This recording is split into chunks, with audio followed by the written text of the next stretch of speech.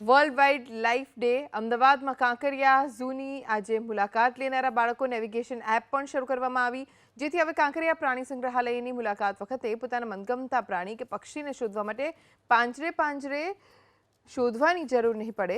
મુલાકાતીઓ પ્રાણી અને પક્ષી જ્યાં રાખેલ છે ત્યાં એપ્લિકેશનની મદદથી પહોંચી શકશે। આપણે આજે world wild life day 3 March world wild life ડેનો આપણે ઉજવણી કરી રહ્યા છીએ। એ અંતર્ગત એક અમદાવાદ ઝૂ નામની એક નેવિગેશન એપ આપણે હમણાં જ લોન્ચ કરી।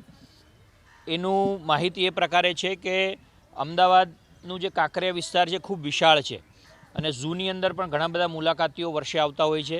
એને કોઈ પણ ગેટમાંથી એન્ટ્રી લે પછી કઈ વસ્તુ કઈ જગ્યાએ છે, એને ઝૂમાં જવું છે, નોક્ટ્રલ ઝૂમાં જવું છે કે બીજી કોઈ પણ ખાણીપીણીની જગ્યાએ જવું છે।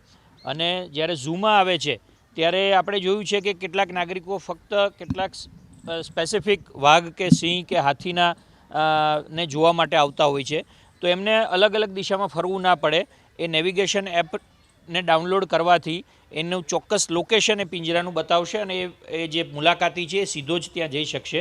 એની સરળતા માટેની આ એપ જે છે એ આજે લોન્ચ કરવામાં આવી।